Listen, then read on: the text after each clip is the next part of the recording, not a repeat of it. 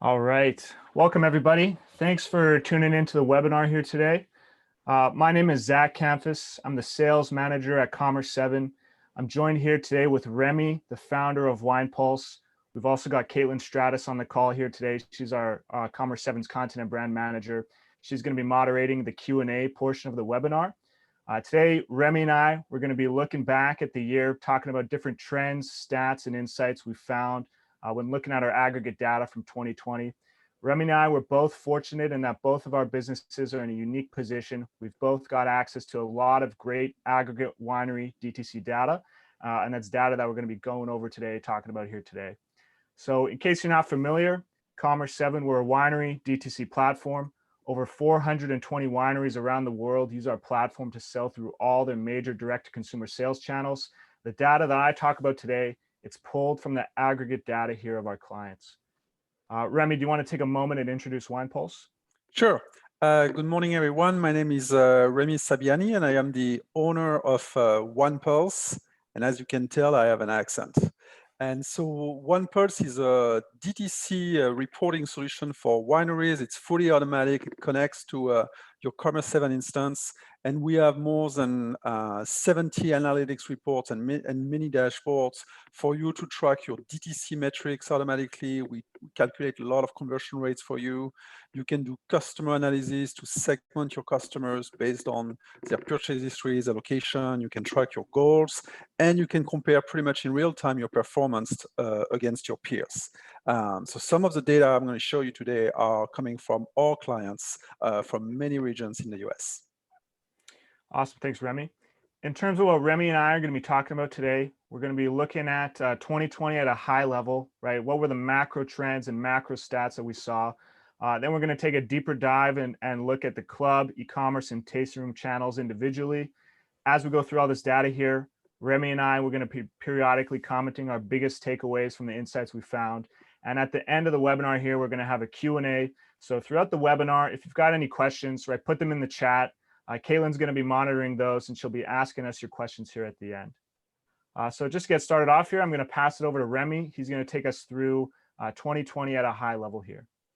Okay, so today I'm going to talk about all these metrics coming from the clients using WinePulse, and it's pretty much 100 wineries now. And I'm going to show you different trends of sales by region and which regions were performing the best this year. We're also going to look at the split of sales by channel. And obviously, as you can guess, a lot of things happened during the year. We're going to look at average order value. Did it go up? Did it go down? And across which channel? We're going to look at wine club metrics. And also, we're going to do a little deep dive into sales by generation, depending on the age of your customer. So sales by region. So first, overall, and again, it's coming from clients of WinePulse. That means winery who track pretty much in real time their performance and their DTC metrics. So overall, DTC sales year to date, as of last night, are up 6%. And obviously, the big winner is this year in terms of trend is e-commerce sales, where on average, the rate of change per winery is up 242%. Across wineries, different sizes, different region. So obviously, you're not going to be surprised by this number, but it's a very, very strong performance. With DTC sales being up 6%. So now, obviously, when you start looking by region and when you look by sales channel, you're seeing different trends. Best performing region among our clients, it's Oregon. You guys in Oregon are doing something right. Across sales channel, you're doing well. Tasting rooms pretty much flat in Oregon. E-commerce is up strongly, telesales is up, and overall sales in Oregon up 14% per winery. For very good reason, unfortunately some reasons we all know, Napa had a tough time when it came to tasting room sales and overall California. But so and wine club was also very strong, and I'm going to show you in a moment some club metrics that are very interesting. But overall sales are up for wineries that do track their numbers and their metrics, and Oregon is having a good year. So on the next slide, so on this slide, we're looking at the average order value.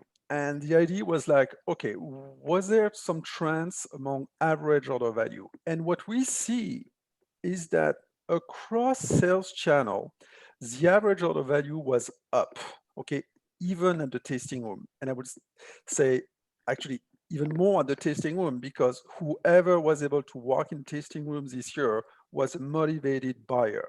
So you should have this year a much higher average order value at the tasting room, and you should also have a much higher wine order conversion rate at the tasting room. So you can see here the different trends of average order value. But something also that is very interesting is telesales.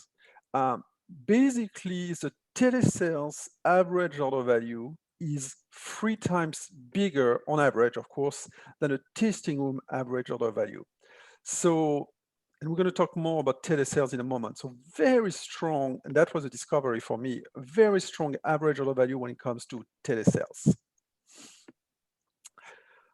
So on the next slide, now we're looking at the split of sales by channel, okay? And one of the things that happens this year is that obviously there was, the tasting rooms are now representing, on average only 30% of the sales this year, while it was much higher last year.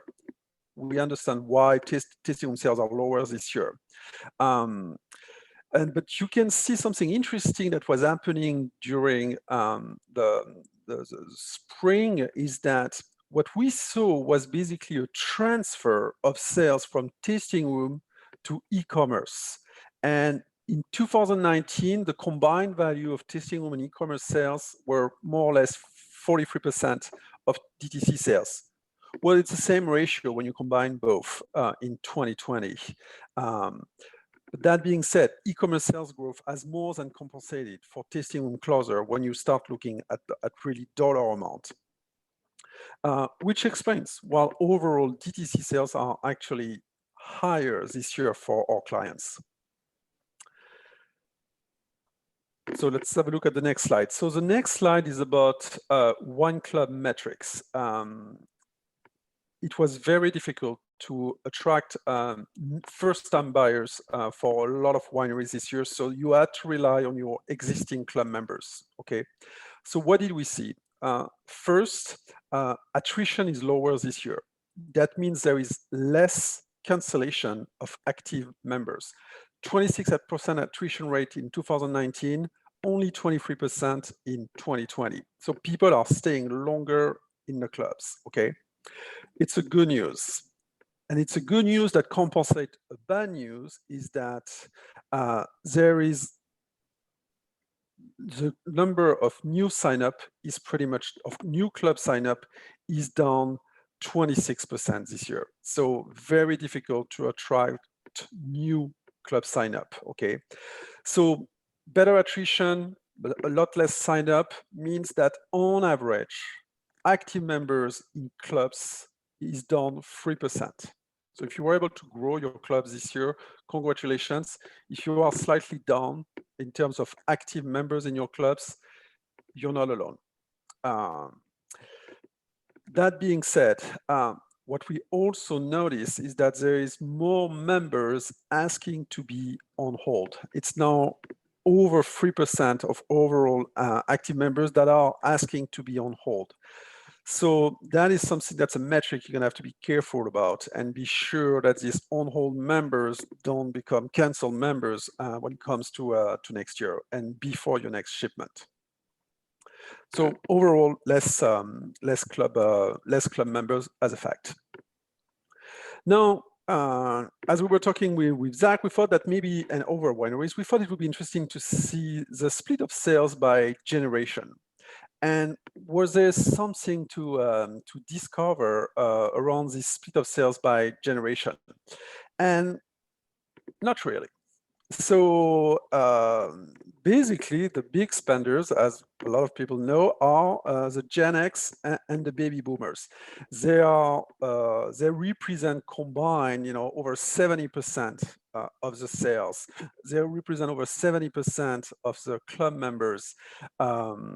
Their average order value is also much higher than Gen Z or millennials. And obviously that translates into their LTV, which is their lifetime value. So you can see the definition of the different generations, and you can see also the percent of sales, depending on the generation. So really Gen X, baby boomer are the bulk of your customers. It doesn't sound like a surprise, but it was interesting to see it in real numbers. So now, the next slide, so it's showing you the same thing. So for example, the e-commerce average order value, we were wondering, maybe is it going to be higher depending on the generation, the e-commerce average order value? No, it's not. It's the baby boomers and the Gen X. Even online, they spend a lot more. Not a surprise here. Same thing when we compare e-commerce average order value versus tasting room average order value, you can see that it's the same trend regardless of the generations. Boomers spend most online, boomers spend most at the tasting room, and that's what the number are showing here. So what are some takeaways here from this data? Really, one thing that I discovered this year is how important telesales are, and I think we're going to talk about it a bit more in a moment. It is critical. It has the highest average order value. It's 3 times the average order value of a tasting room. You can also see the number of members on hold. Be careful about that. They are increasing. There could be consequences. You rely a lot on your club members for your sales. Be careful that they don't stay on hold and they don't transform into cancel membership. And here, of course, the data I showed you with overall DTC sales are up 6%. I want to insist on that. It's coming from wineries where they have a process to track their sales, to track their metrics. And you can only improve what you measure. And that's also one of the benefits of OnePulse, is to track your performance in real time and then take actions right away. Remy, this was all great. I was really surprised as well with the telesales numbers. I guess a question I would have is, how are you seeing wineries get started with telesales, or is there any best practices for starting with telesales that you're seeing here? Well, I think the first thing you start with is to be sure that you collect phone numbers. You can only call people if you know their number. So and that starts, whether it's maybe some registration online, but obviously working with your staff at the tasting room to collect the phone number. And then it's about being clever when it comes to how you contact people, and you've got to train your staff for doing that. But I'd like to give an example. Right now, if you're in California or if you are in Oregon, your tasting rooms are closed. If you were using a system like OnePulse, you could very quickly find out the list of customers that live, let's say, 20 miles from your tasting room. And you could literally assign lists to your staff and say, call these people. Call your local customers. Identify first who they are. Call them. Maybe you offer curbside pickup. Maybe you offer local free delivery because they're local, and you do it over the phone. That could be an action you could take right now. Call your local customers if your tasting room are closed and try to sell them wine over the phone and let them know about your delivery options. Gotcha. So basically segment, personalize, and reach out to people that are local to you. That's great. That would be an idea for right now. Awesome. Well, that was all great, Remy. Now let's take a deeper dive into the 3 primary DTC channels here, right? Let's talk about clubs, e-commerce, and tasting room. Going to start off by talking about clubs here, right? And the first thing I want to talk about with the clubs is how clubs performed this year, right? How many people signed up for clubs? How many people were canceling their clubs? And so the graph on the left here, this represents wine club acquisitions or wine club signups per month throughout the year, right? These bars here, they represent the percentage of total active club members in a given month that were acquired that month, right? So in the first 6 months of the year, we see on average, the acquisition is about 2% of all club members in the system, right? 2% were signed up that month. And as we get into the summer here, we see that start to rise to about 3% and stay above there pretty consistently. Right, the graph on the right, this represents wine club churn or cancellations or attrition, right? Whatever you want to call it. How many people were canceling per month. These bars represent the percentage of total active club members in a given month that were canceling that month here, right? If we take these two graphs, if we put them over top of each other, we see that fortunately acquisition outpaced churn for most of the year here, right? Most months of the year, more members were signed up than canceled.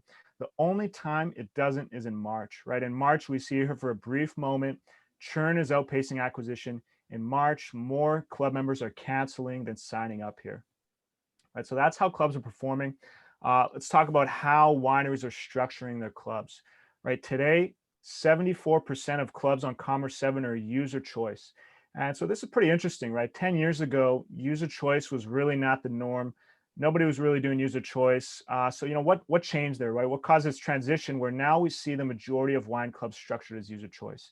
And well, consumer expectations changed, right? Members wanted more flexibility with their clubs, and with subscriptions in other industries like Netflix, Blue Apron, Dollar Shave Club, kind of setting the standard in terms of what consumers were expecting, right? Wineries had to start adapting. And so now we see the overwhelming majority of wineries opt for a user choice model. And so I guess here the question is in 2020, right, is user choice enough? And I think the answer is no. I think it's time to adapt again. And I'll tell you why. I think that wine subscriptions are really outperforming wine clubs, right? Even user choice clubs by a big margin. I'll get to the numbers here shortly, but first I want to talk about, what's the difference between a wine subscription and a wine club, right? The biggest difference is in the primary value for the consumer, right? What's the value the consumer's getting by signing up for your subscription or signing up for your club? Why would I sign up for your wine club or wine subscription instead of just buying your wine at the store or buying your wine directly through you through e-com, right? With subscriptions, the primary value is the convenience, right? I sign up because it's more convenient for me to purchase this way.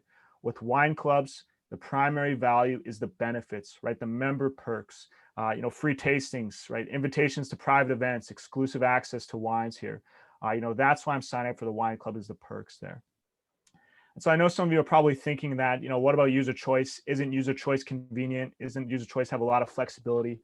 Well, it is convenient and it isn't, right? It's convenient in that I can pick the wines I want at the quantities I want, but it's inconvenient for me to have a set shipment frequency, and it's inconvenient for me to have set shipment dates, right? With subscriptions, I get flexibility around both of those pieces here, right? So as a consumer, if I've got too much wine, I've got the flexibility to change my package frequency. I can decide, hey, I'm going to go from getting a package every 3 months to every 4 months. I need to slow down a bit here. I got too much wine at my house.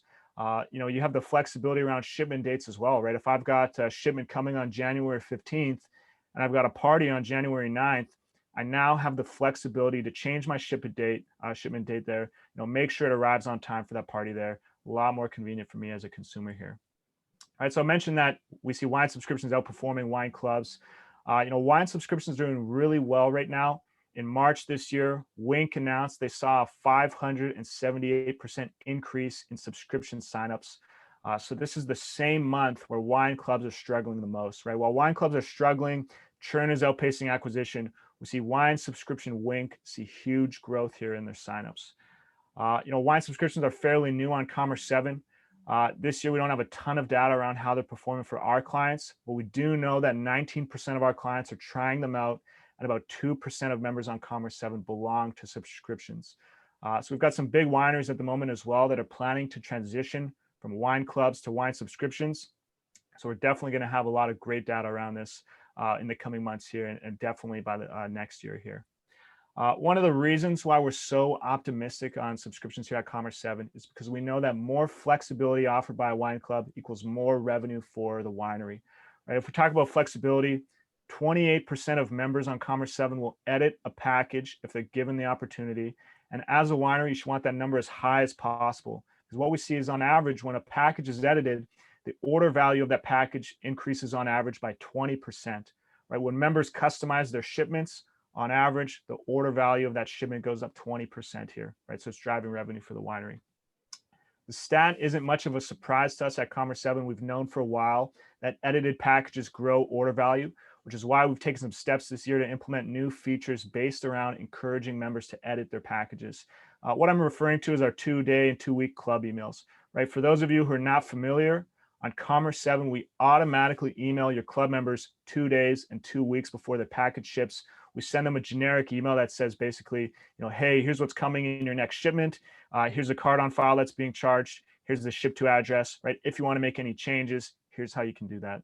So these 2-day, 2-week emails, they're optional. What we found though is that these emails are really successful at getting members to make edits, right? When we turn these emails on, for wineries that have these on, 38% of members will edit the package if they receive these emails.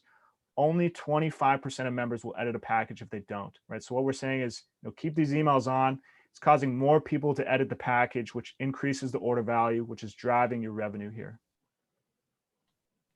Let's talk about the club sales funnel, right? If you're relying, and most wineries are today, if you're relying heavily on your tasting room for wine club signups, it might be time to rethink that model. And that's because on average, we're seeing it takes about 3.5 purchases before a member will sign up for a club, right? So before a member signs up and joins the club, on average, they're making 3.5 purchases with your winery. We also saw this year that 27% of club signups came from the web, right? So what we're saying here is that we're seeing that members need to be nurtured into the club, need to let them work their way up the customer ladder. We're seeing a lot more people sign up online this year than last. We're seeing that it takes a couple of purchases on average before somebody's going to sign up. And so you got to think of ways that you're going to nurture people into the club there, push them up the customer ladder, get them to make, a first purchase, a second, a third, before really going hard for that club sign up there. If we talk about churn here, right, what's impacting club churn? Why are members canceling? 17% of members on COMMERCE7 we found have churned in the first year. And we know that members who edit the packages, they stick around longer, right? If we look at members who have edited versus those who haven't edited packages, churn drops to 12.3% for members who have edited a package that year. Churn climbs to 18.5% for members who have never edited a package, right? So this is all the more reason why you should be pushing people to edit their packages, why you should be keeping our 2-day, 2-week emails on, encouraging members to make edits there. If we look at why members are churning, 35% of churn is involuntary, meaning that members aren't consciously canceling, right? Basically, their credit cards are just declining and you're never able to bill them again there. So this is pretty in line with other industries. Global average, according to ProfitWell, is about 20 to 40% of churn is involuntary churn. So it's kind of on the upper end here. And when we look at reasons why members are voluntarily churning, top reason stated this year was financial reasons, right? 51% of consumers were saying that they were canceling their club due to financial reasons there. So as a deep dive on clubs, let's take a deep look at e-commerce here, right? What we're seeing with the e-commerce side of things. How is e-commerce performing this year? It's up significantly, obviously, right? This graph on the right here represents e-commerce and POS orders. The blue line is e-commerce. The orange line is POS. And so you can see through the spring, e-commerce saw massive growth, right? It's pulled back a bit, but although it's pulled back, e-commerce sales are still way up compared to the start of the year, right? E-commerce sales in October, November, O&D here, way up compared to at the start of the year. Not only is e-commerce way up compared to the start of the year, it's also way up compared to last year, of course, right? When we look at just October 2019 versus 2020, in 2020, October e-commerce sales were up 128% compared to 2019, right? POS sales were down 6.6%. And so there's a net gain in the two channels of 16% here, right? Net gain in the DTC sales for the e-com and POS sales here. Great news is a lot of the e-commerce growth that we saw this year was powered by new customers, right? 63% of e-commerce orders this year came from brand new customers. So somebody who hadn't had a customer record with the winery before. This is awesome. This means that there's a lot of people venturing out, buying directly from the winery for the first time, buying directly online for the first time, if their experience is a good one, a lot of those consumers, right, that's going to become a new purchasing behavior for them, right? They're gonna plan to stick to that purchasing behavior, and they're going to become repeat buyers there as long as they've got a great experience when they're shopping online with you. How did people buy this year? Right, this graph on the right, this compares desktop to mobile shopping behavior. The orange bar here is desktop. The blue bar is mobile. We can see that when we're looking at site visits, it's about 50-50 in terms of consumers visiting the website on a mobile versus a desktop device. As we start to go through the actual purchase process though, right, we see that mobile starts to drop off. About 65% of checkouts were completed on a desktop, only 35% on a mobile device. Right, this makes a lot of sense. It's really easy to browse on your phone. It's not so easy to actually make a purchase and to check out on your phone, right? Filling out your contact information, your billing information, your shipping information, your credit card information, all of that on your phone with your thumbs, not a great experience here. So at COMMERCE7, we're doing a lot to make shopping on mobile easier, but we're seeing from this data here, right? We need to continue to double down here. There's a big opportunity here if you make shopping on mobile easier. Next insight I want to talk about here is personalization, right? If you're not familiar with personalization, it's dynamically changing the content and the products on your site based on who's visiting the site and their unique relationship with your brand. So basically, if I come to the website and I'm a club member, don't tell me to sign up for your club. I'm already a club member, right? Instead, personalization would be telling me what's in my next package right up front, or inviting me to a club-only event right up front. Right? If I only ever buy red wines from your winery, personalization is recognizing that and showcasing me your reds on the site instead of the whites there. Only 15% of clients on COMMERCE7 are utilizing personalization. Only 13% of products are viewed on a personalized page, and yet 47% of add to cart clicks are coming from a personalized page. Right? So what this means is that personalized pages, they're converting almost 6 times more than static pages. Right? When you personalize online, you're showing more relevant content. When you show more relevant content, the chances I convert go way up. Right? If I come to the site and I see your new releases versus if I come to the site and it says, hey, welcome back, Zach. Based off your purchase history, we know we're going to love this wine. Right? That personalized experience, it's converting almost 6 times more than the static experience there.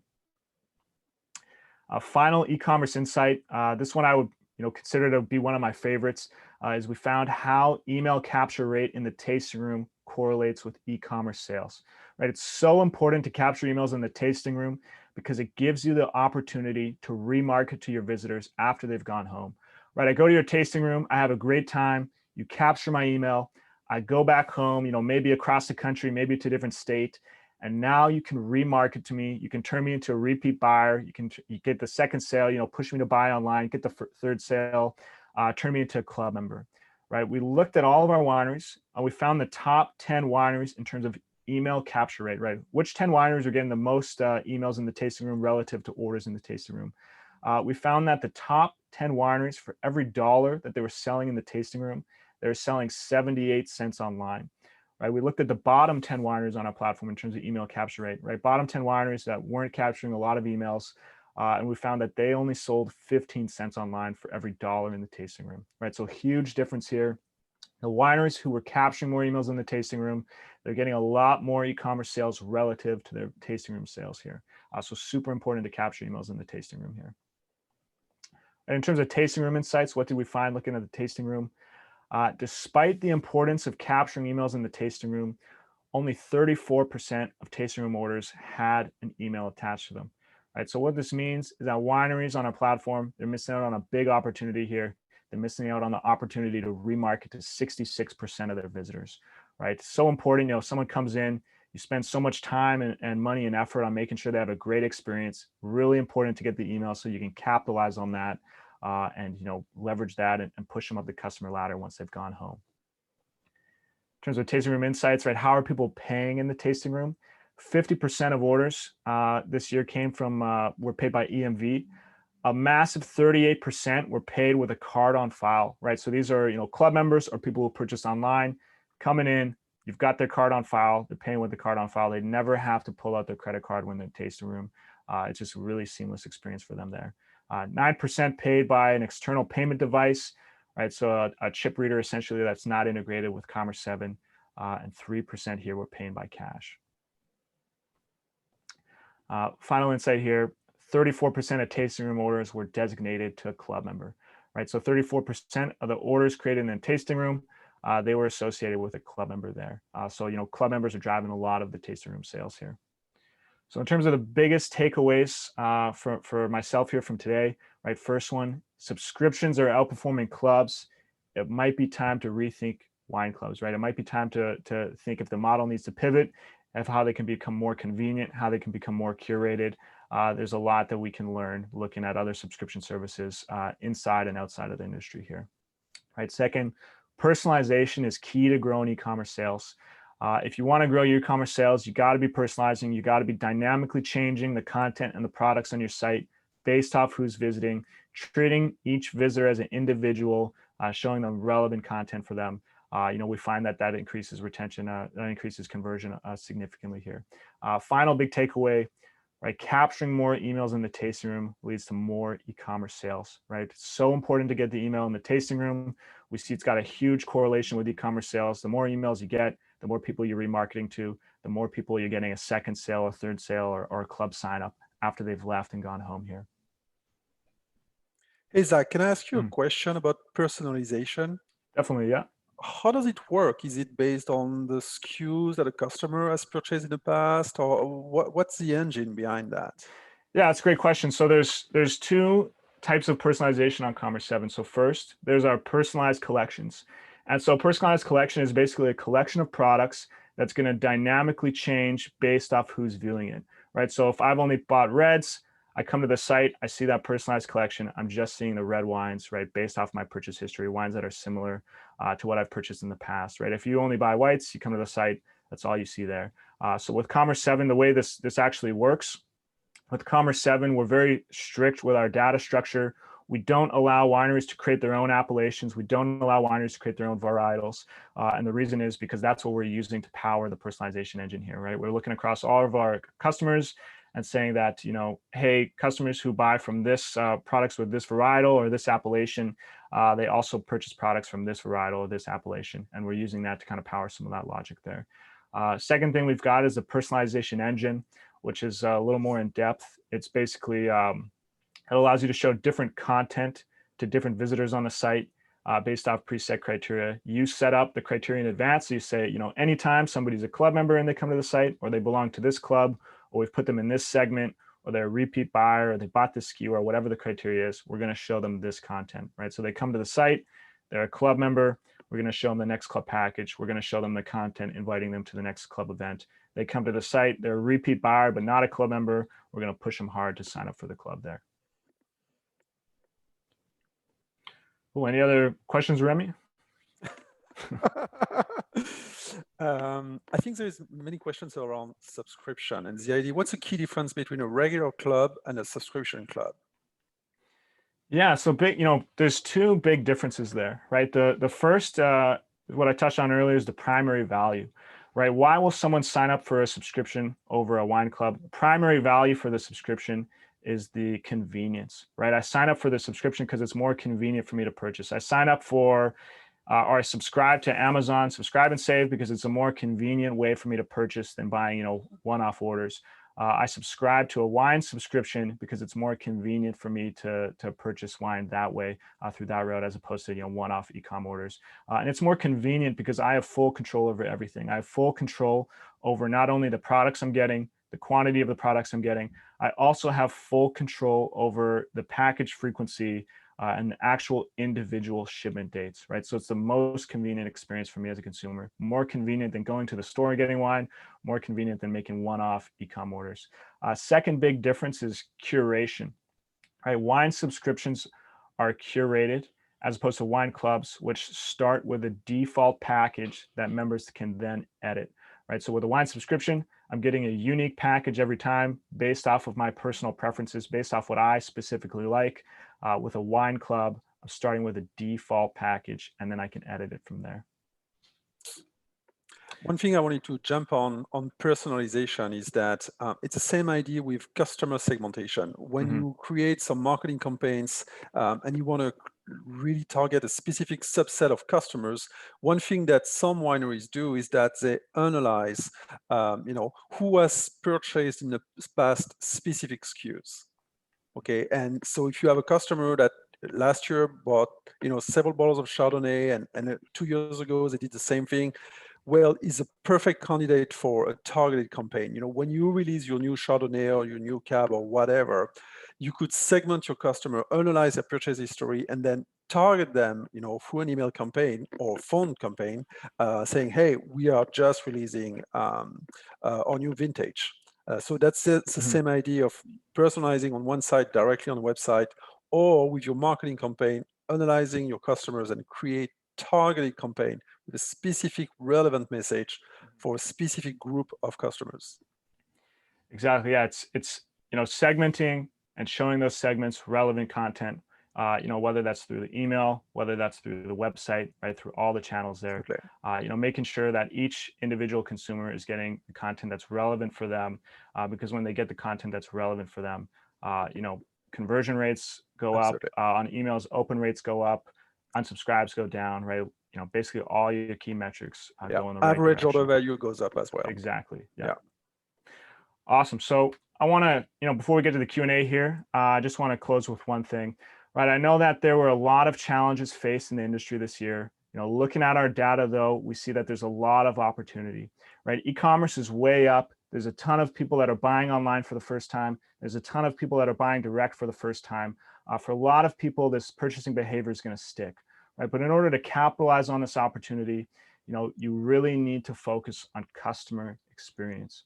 Right, as a consumer, if I can buy your wine at the same price through different channels, right? If I can buy the same product, same price through your website or through a marketplace or through brick and mortar store, right? What's going to determine where I actually make that purchase and where I shop from, right? It's going to be the customer experience, right? So it's so important now more than ever to focus on the customer experience. So really appreciate everyone sticking with us through this webinar here, right? I know it's been a bit of a long one. Going to pass it over to Caitlin now to start us off with the Q&A here. Awesome. Thanks, Zach. So we got a lot of questions through the Q&A in the chat, so we'll try our best to get to all of them, and appreciate you all for taking the time to submit them. So I'm going to start with one for Remy. Is the fact of wineries have such a high boomers audience, is it due to the generation not being very tech savvy? I don't think so. I think, all of us, we are receiving every day dozens and dozens of emails. Good luck in being different. It's not an easy task. When was the last time you received a phone call from a winery that you have a relationship with, that is trying to sell you something? It never happens to me. So I think the baseline of number of wineries doing telesales is not that high, and there is a real opportunity here. And again, I want to go back to the idea of tasting rooms who were closed in the past and who in some regions are closed right now, especially with the holidays arriving. Reach out to your local customers. Tell them something relevant over the phone. An offer that they have not heard of, or that they might be interested. They're looking for wine right now. That is for sure. Great, thanks, Remy. Moving into the baseline data, Andrew had answered this question in the chat, but just want to reiterate, just in case anyone missed it, what is the baseline data collected from, if you both don't mind answering? Yeah, so the COMMERCE7 data, the data that I talked about, that's basically based off the aggregate data from our 420 winery clients. Most of our clients, 80%, are based in the US, but we do have clients in South Africa, Australia, Canada, New Zealand, a couple in Europe. But basically the data that I'm talking about, it's pulled from our aggregate data from our client base there. Great, thank you. And then we're getting a lot of questions about subscriptions and clubs. We have one here asking, do subscriptions traditionally offer any of the same benefits as clubs? You definitely could. I would say that you can definitely have subscription offers this offer the same benefits. That being said, I would be cautious and definitely say, segment the two. A lot of the member benefits that wineries offer are localized, right? Free tasting, winemaker dinner, exclusive events, right? These are things that are only relevant if I've been to the winery or if I'm going to the winery, if I live near the winery. And so, with a subscription, because it's all about convenience, right? You're going to appeal to a much larger audience. Maybe I've been to your winery, but now I've flown back home a couple of states. Maybe I've just had your wine at a restaurant and I just want to buy more of it, and I live pretty far away. And so I think there's definitely, you should definitely have both. You should definitely utilize both. There's opportunity to have both because there's going to be some consumers that are more local that are going to value the benefits there a lot higher. And the wine club's great for them. And then you're going to have some consumers that don't plan to visit your winery, can't visit your winery, live far away, and for them, you want to make the value really clear that the value is the convenience, not the member benefits. Great. We're also getting a lot of questions about wine club trends for the year and how wineries can gain new members without the tasting room traffic. Yeah, I guess I'll start off by saying, if you look at other subscription services in the wine industry or outside that are geared towards online signups, one thing they all do that you don't see a lot of wineries do with their websites is they do concern handling or objection handling right up front on the website. And so what concern handling or objection handling is that's basically, anticipating what the prospect's concerns are going to be with signing up, getting ahead of them and answering them up front, right? So when I'm about to sign up for your club online, I'm weighing the value I get from signing up with the concerns I have, right? Top concern, regardless of subscription, regardless of industry, is, people are afraid of commitment. They don't want to be locked in. And so if you go to, Netflix, Dollar Shave Club, Wink, any big subscription service out there, go to the homepage. I guarantee you're going to find objection handling around the concern of commitment on the homepage, right? They're going to let you know that you can cancel anytime, that there's no commitment, leave anytime you want, right? Things like that are going to kind of alleviate that. And I think that if you're trying to get more online signups, you're getting a lot of traffic to the site already. E-commerce orders are way up. People are just not signing up for the club. And so one thing that you could be doing is concern handling or objection handling right on the website there to get people to sign up for the club instead of just make one-off purchases there. And I may add something on that. I think one of your slides, Zach, was showing that people on average, they placed 3 orders before signing up to the club. Yeah. So let's go back to customer segmentation. Go back to your, and for the wineries, go back to your data or use WinePulse and find out who are your non-club members who have placed, 3 orders, let's say in the last 12 months or in the last 2 years. Create a targeted campaign and reach out to these people saying, you like our wine, you have placed multiple orders, how about signing up for the club? You may even call them and they could sign up, you could sign them up over the phone, or you could sign them up through the website. That's a great point. I'll add to that too. If you're segmenting your customers, you're finding this list of customers that's made multiple purchases in the last year, but haven't joined the club. Even if they don't join the club, if you give them a call, it'd be really important to find out why, right? They're clearly buying from you over and over again. They're not a club member. Even if you can't get them to sign up, it'd still be very insightful to ask them why, why they haven't signed up for the club, if they've considered it. Maybe they haven't considered it. Maybe they got other concerns that are going to be valuable for you to know and for you to incorporate in your marketing there. Yeah, I think it's absolutely critical. Segmentation, get the tools to help you divide your customers in different segments. Think about the message you want to send them, something that's going to be relevant to them. And that's one of the drivers of growth here. That's great. Thanks. We're getting some comments from some attendees here agreeing with both of you. Remy, this question I think is more dedicated to you, more about telesales. So are telesales done by the winery themselves, or should wineries look to outside organizations that specialize in this? And then as well as if telesales include text messages. So I'm not a telesales specialist. There are companies doing it, and I'm sure they're doing a fantastic job doing it. So text messages also can be a great way to collect phone numbers. And I think COMMERCE7 now has some partners that do specialize in communication through text messages. And if you find a way to get their phone number, you're going to be able to send them text messages. I can answer rather telesales is done by text or phone. I would tend to believe it's mostly done by phone. But yeah. Awesome. Thank you. Back to subscriptions. Do you have any tips on shipping best practices for subscription orders? Yeah, that's one of the great things about subscriptions is that it actually makes the fulfillment a lot easier, right? If you have, 3,000 members in your club and, you process everybody on one day, now you've got 3,000 orders you've got to fulfill on one day all of a sudden there, right?